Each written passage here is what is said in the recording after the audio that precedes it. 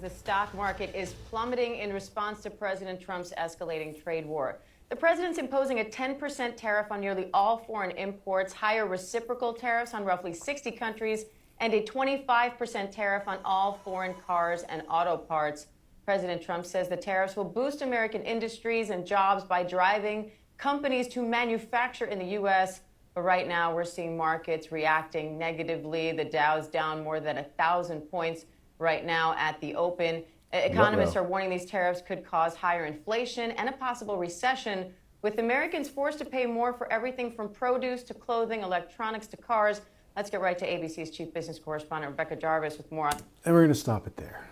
Ladies and gentlemen, welcome back. Today is going to be one that's a little bit off the cuff because a lot of things are happening right now in the U.S. economy. If you're not aware, President Trump has enacted reciprocal tariffs on basically all of our trade partners. And that is having a huge consequence on the United States economy as a whole. It's also going to have a huge consequence on global trade as a whole. What I want to do is just have a candid conversation. I don't want to play a bunch of videos to react this time, especially when it comes to news channels, because every news channel has their own agenda. And at the end of the day, whether you're watching Fox News, CNN, CNBC, ABC, these are all propaganda tools. Truly, I believe that. And so I just want to take an objective look at how these tariffs are going to affect people, specifically U.S. consumers, because a lot of what this channel is talking about is personal finance, the economy, entrepreneurship, all these things. And these tariffs will absolutely have a huge effect on most of those things. And so the goal of this is just to basically make sure that I can give you as much information as possible to just protect yourself at a base level and kind of just talk about what these tariffs are going to do in the short term. Because as we know, these tariffs can be implemented on April 2nd and then be taken away on April 9th, a week later. So I don't want to get into the doom and gloom of things. Things right now definitely don't look great. If you look at the stock market, pretty much everything is tanking. But at the end of the day, what we do with what we've been given to steward financially, what's going to happen with that is a result of the actions that we take on a day-to-day basis. And we'll get into that in a little bit. And so we cannot start this discussion without first mentioning what a tariff is. And so at the very base level, a tariff is just a federal tax on imported goods that the importer pays for. So if Walmart, let's say, is importing, goods from Mexico or Canada, and there's a tariff on those goods, Walmart is having to pay the tax. Typically, the importer, in this case Walmart, increases the cost of the good they're importing in order to make up for the tax that they had to pay on the import.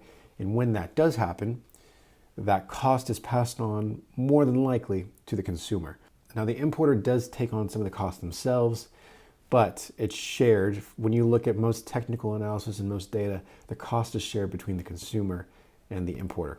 So from a base level, this will, in the short term, drive up the price of goods. And some of the industries you'll be seeing some of the prices go up, in particular, are going to be agriculture, steel, auto industries, even the technology industries. Virtually everything that you as an American consumer are going to be spending money on in the short term, at least is what they're telling us, is going to go up in price. So you can look at these tariffs as being inflationary to a degree because, again, the cost of things are going up. And so the goal of these tariffs, ultimately, from the administration that they're telling us, is to protect U.S. businesses and manufacturing. And the logic behind that is to encourage manufacturing to happen here in the United States and discourage companies from outsourcing product and services from outside the country. This is very much an anti-globalization type of move that we're taking to bring jobs back in the United States. And this is just what the administration is saying. This is not something that I agree or disagree with. That's just what we're being told. Now, at the surface, that doesn't sound bad. We do want more jobs here in the United States. We want higher wages for those that are working here in this country. But that does come at a cost. And unfortunately, that cost is going to happen now, or for most products that U.S. consumers are going to see on the shelves. And just looking at things logically, there's going to be a huge economic impact just based on these tariffs. Like I mentioned, the cost of goods is going to go up, which will have impact on virtually everything that American consumers do, because typically when the cost of goods go up, there's two options that you have as a consumer. First one is if your wages don't increase, you can go into debt to purchase those goods, which unfortunately is what has happened over the past few years with just how inflation has affected Americans. The other thing is just to straight up not spend money on those goods and reallocate funds to somewhere else or just to save money. The latter does not sound inherently bad, but when you have less money flowing, you have less currency flowing in the US economy, that is going to cause ramifications for these companies. They're now having to deal with tariffs, and ultimately it will encourage negative growth to occur. That is just, when you look at the math, that will happen.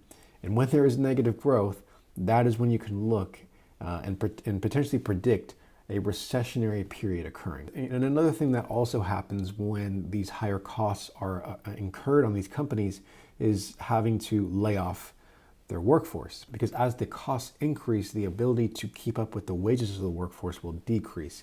Companies will start to look at places where they can cut costs, and typically where you can cut costs quickly is by cutting payroll. And that unfortunately will be the case if these tariffs do happen to stay, for the next few months. And now here's one of the most important things to think about in this entire period is we are in a time of high interest rates currently. And the Federal Reserve has kept the interest rates high because of inflation. Their mandate is to bring inflation down, and typically how you do that is by keeping interest rates up. With these tariffs going into place, prices will continue to increase. So that means that at the very least, we as the consumers will not see interest rates cut. I don't think that the Fed will increase interest rates because that would be a crazy thing. However, we may see interest rates stay or a lot higher for a lot longer than we had anticipated, which is just not a good thing because most Americans are just being crushed by the incredibly high expense of borrowing money at this point because the interest rates are so high. So with all that being said, if you are in a place where you're looking to buy a house, if you're looking to buy a car, if you're looking to buy any big ticket items, it's going to be difficult if these tariffs stay in place in the medium term to long term. Prices are not going to go down anytime soon with these tariffs in place. That's just the reality of it. I want to make sure that you are covered as best as possible. I want to make sure that you're putting yourself in a position as best as possible. That's what I'm doing when I'm assessing what's happening in the world. And a few things that you should be thinking about over the next quarter or two are the following. And these things are going to be very straightforward. They're going to be almost common sense, but unfortunately we don't really live in a common sense world anymore. And I kind of want to remind you to do these things because much of the American economy could change over the next quarter or two. Much of the global trade could change in the next quarter or two. And so the very first thing I want to tell you to do is really to look at your budget. Look at your monthly budget, look at your annual budget, look at your income, and make cuts where you need to make cuts. And the reason I say to make cuts is I would recommend everyone right now start to save money, start to save a good 3 to 6 months of cash if possible. Right now is the time to get scrappy. Right now is the time to be resourceful. There's tons of ways to make money online. And I guarantee you right now, if you looked at your statements from your bank, you'll find hundreds of dollars that you could cut out and just focus on the needs of you and your family. If I had to give advice to anyone, it would really just be to be as prudent as possible with your money. Basically go against the culture of consumerism right now, to not doom spend, to really look at what's important to you, which should at the end of the day be your family, and figure out a way to be as financially secure as possible. Because right now, things are going to get very unpredictable. That's the thing I want to really communicate. If anyone's telling you for sure that a recession is going to happen or that the American economy is going to collapse, it's not impossible. Odds are probably increasing of that happening, which is, you got to consider that. But no one knows for sure what's going to happen. These tariffs, like I mentioned before, could be cut in a week or two, or they could literally just be being used as a negotiating tactic, as you've seen in the past. So take this as a time to focus on your responsibilities within your house, within your spending, within your budget. Take the time to really get it right. So that way, if tough times really do come, you're prepared. You're not going to be the one that's worrying about putting food on the table if you get laid off because you've saved 3 to 6 months of expenses. You'll have a lot more leeway, you'll have a lot more leverage. You know, and I'm someone that likes to have fun with posting these YouTube videos.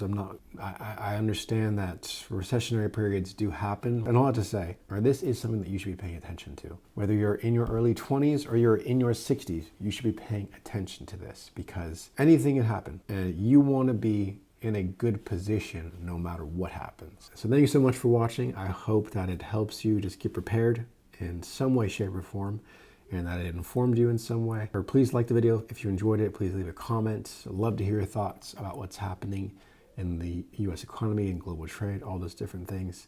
And please leave ideas for future videos in the comments below as well. We'd love to get your feedback. And until next time, stay safe, and I'll see you in the next video. Peace.